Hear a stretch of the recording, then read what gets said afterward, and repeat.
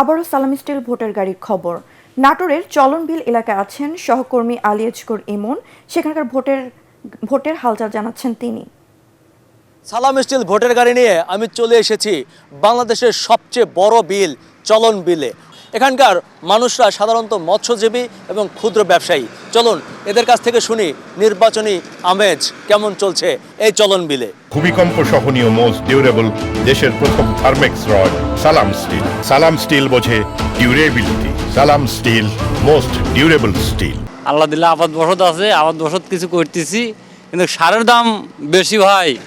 2000 টাকা বস্তা ধরেন আমরা সার কিনে আবাদ করতেছি, সারের দামটা কমা দিলে আর আমার কিছু লাগে না। আর আমরা চাইতে সুষ্ঠু একটা নির্বাচন হোক, যে কোনো সরকার আসুক, দেশটা ভালোভাবে চলুক, এইটাই আমাদের কামনা। নির্বাচন হওয়া দরকার, সরকার ছাড়া দেশ চলে না।